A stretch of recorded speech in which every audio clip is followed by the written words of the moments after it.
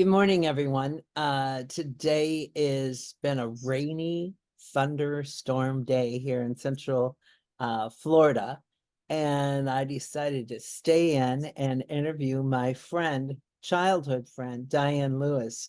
We went to Glendale School together, and we have a lot of history. And sometimes she throws in things to me that I never knew about my husband or my sister-in-laws or whatever. And Diane is one of our committee members, and it's been a pleasure working with her. She's very creative and has a lot of things of interest and fun lined up for us for the reunion party. So let's get started, Diane. Hi, Hey, Diane. Deb. Hi, it's good to see you. So Diane, where did you grow up, and what school did you go to? I grew up on Glendale Avenue, just west of Burn Road a bit. My dad bought the property. He bought 7 acres in 1946 after the war. Wow. So he built our house that we lived in a few years later. And I lived there all my childhood, and the house is still standing, although the family doesn't own it anymore. So that was my start. And I went to Glendale School, which was, down at Glendale and Eastgate, Yep. and went there for the 6 years, and then on to McTighe, and then on to Rogers. What about your family? How many siblings did you have? Let's see, five girls and one boy, my brother. My brother unfortunately passed away in 2016 of dementia. Wow. Early onset dementia. And so it's just us girls. And we try to get together when we can. We have our own Facebook page in fact, it's called Just Us Lewis Sisters. And I love it. so I do a little bit of creative stuff on there, show my pictures. And I follow this days of the year, and I try and post something for whatever is appropriate. That's my main interest, is my photography. I took 4 years of art, starting at McTighe and then at Rogers. We had Tom McCall, I think, when I was a freshman, young. He had a mustache, kind of almost hippie, but he was wearing a suit and tie. Yeah. And then he went to Rogers. He started out at Rogers, and I had him when I got there. And I think it was maybe at the Christmas break, after the Christmas break, he didn't come back. He was just disappeared. Oh my God. Didn't come back. We had John Nicholson. Yes. And they suggested that all the art students that were doing kind of what I was doing, at majoring in art, take whatever you were into. It was 2D art, which is what I was interested in. You take at least 1 year of 3D art, which would be like sculpture and so forth. And that teacher at the time was, I forget his first name, Bruce Ewing. But I wasn't interested in that. I wasn't interested in sculpture and 3D. Yeah. They let me do what I wanted. Good for you. Good for you. I wish I'd have known more about, like, I was talking to Garnet and I said, gosh, I think I would have been in the band if I knew then what I know now. And it's the same with art. I always thought that you were born an artist. I didn't realize that you studied technique and that you improve.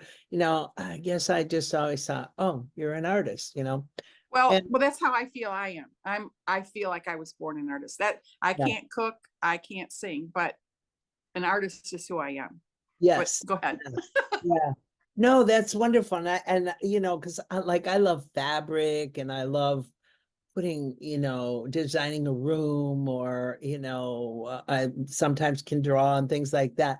And I really wish that schools would give us a much more understanding of things, and then like you did, you focused for 4 years on that. I think I would have done a lot better, and the same with writing. I started writing in Miss Sparks' class, and I thought, oh, I didn't know I could write.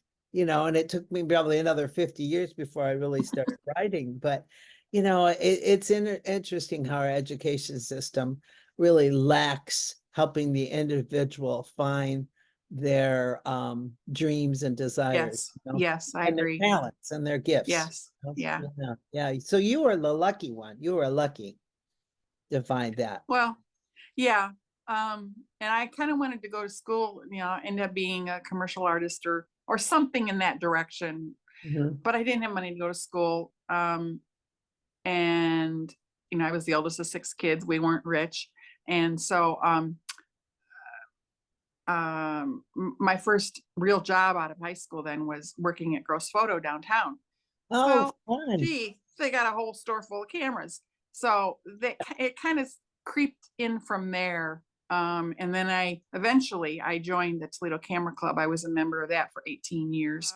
I Oh, learned a lot there. I uh-huh. was involved a lot with the judging. I always attended all the judgings, and we critiqued pictures then too, so that you learn a lot just by listening to that. Sure. And my main focus now is just the art side of photography. Wonderful, wonderful. This picture behind me, I've made it to look more like a painting, and there's a whole story on why. But it was one of our first photography club of the year. We would go to, we have a bridge over this water area, then it overlooks one of the town squares, and we go and have a wine and cheese party, but bring your camera. And so it was very, very overcast, and we thought, well, at least we can enjoy our wine and cheese. Uh-huh. And you know, it's going to be a nothing, and it's so blah out. And then all of a sudden, boom, it was there. And you know, you need clouds to have a good sunset. Do. And so that's what I got. But it was highly cropped. This image is highly cropped, and so you lose some of your definition, and you get some pixel issues and so forth. So to cover that up, I made it look more like a painting. Well, And yeah, it's kind of impressionistic a little bit, isn't it? yes, Yeah, yes, yeah. yeah, it is. It's beautiful.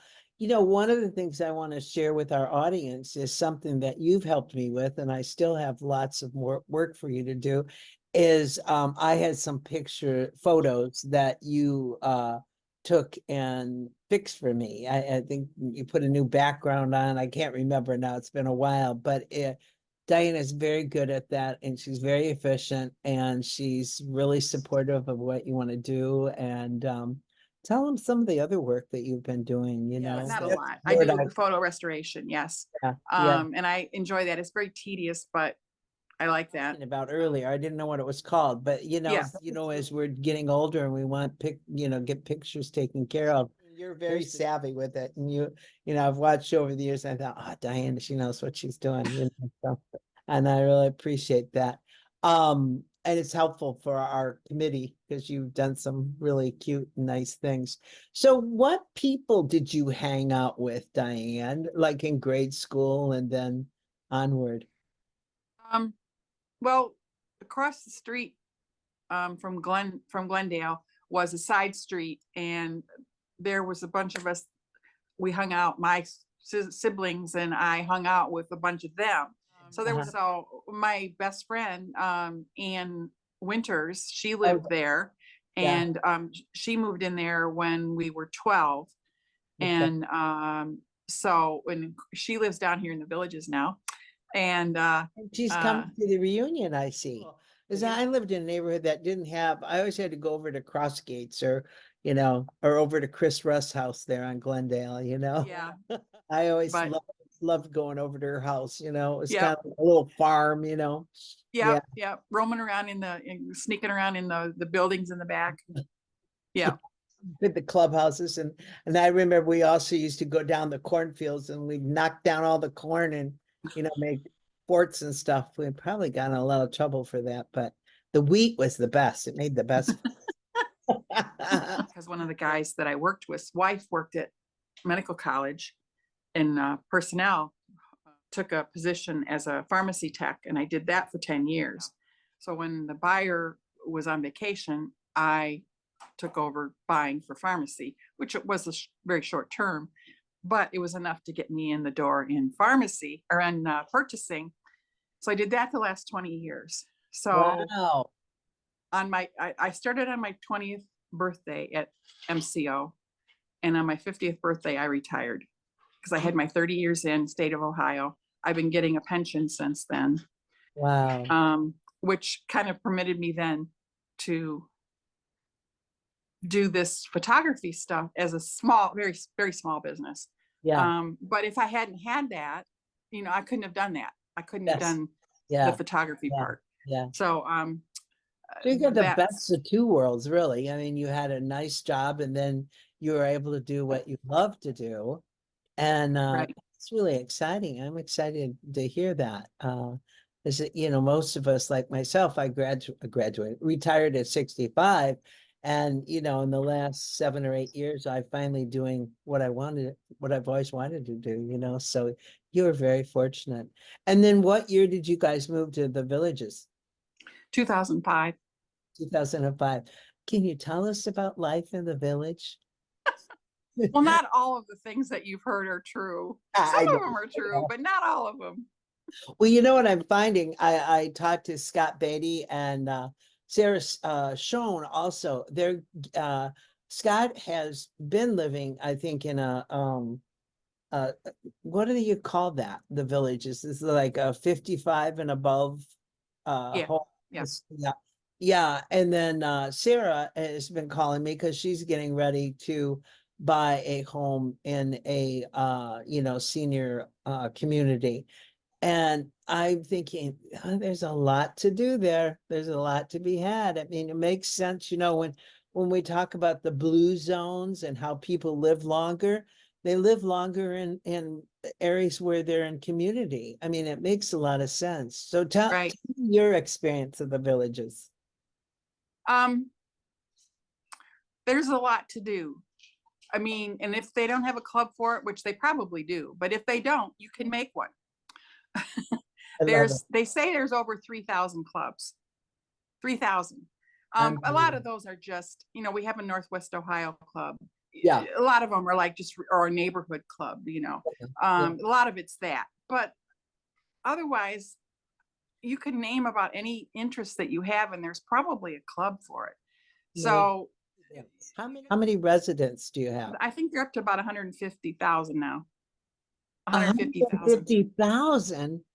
Yeah. How big is that area? The village area? I don't know how many square miles, but to go from the northmost point to the southmost point is probably 12 or 15 miles. Oh my gosh, I had no idea it was that large. Wow. Well, they're selling, like 8 houses a day. Unbelievable. A Unbelievable. day. Unbelievable. Wow. So It's not perfect, but it's pretty close. yeah, It's yeah, pretty close. pretty nice. Yeah. Inside the village now. Yep. We have like neighborhood rec centers. Then we have regional rec centers. That's usually where they have like this big art shows I was talking about. And Okay. but usually they have something going all the time. It's hard to get a date. And then each of those usually has a restaurant, a country club west restaurant they call it, but don't be impressed because anybody that lives here belongs. Yeah. And then there's 3 town squares. How about golf courses? Do you have golf courses?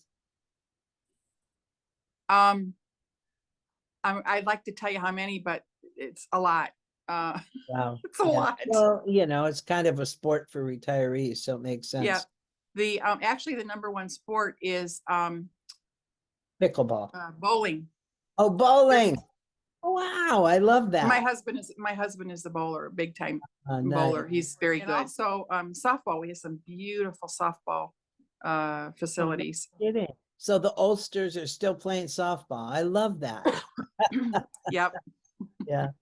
Well, it does sound like a nice place to live. I love that you're there, and it seems to be something a lot of people our age are doing. I know Becky Toder lives there, and now I know Yes. Ann Winters, and any other Rams that live in the villages that you're aware of? Robin Cruz, her husband is actually kind of the one that started the Northwest Ohio Club. Robin Johnson would be the name you would recognize. Okay. Yeah. Well, I bet there's more because, you Yeah. know, we Rams do get around.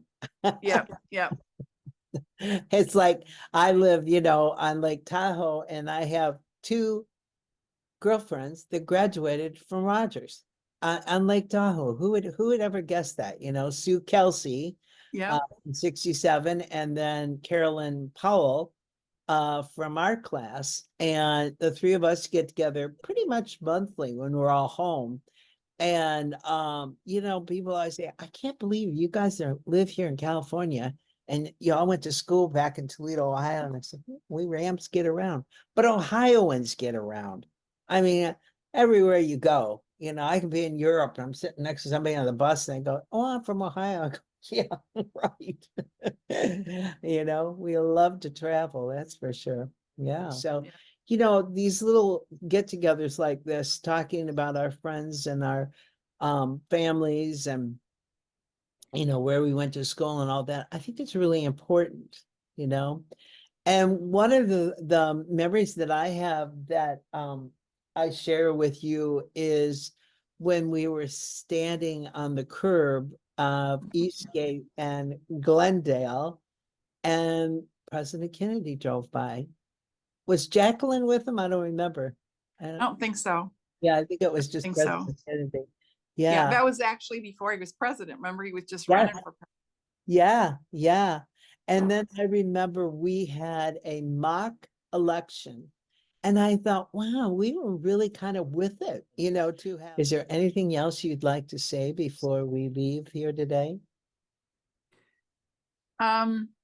I would just, I guess, encourage people that haven't signed up to come to our reunion to give it another consideration and think about the old times and the good times. And, you know, there's bad times too, but we got through it, and come and share your days with us now.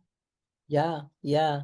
Well, and I really appreciate that. And I think what we have planned, our planning committee, Diane, you know, I think it's going to be a very comfortable and nice day. And, you know, Yep. I'm looking forward to it. me too, Diane. Well, listen, thanks so much for taking the time.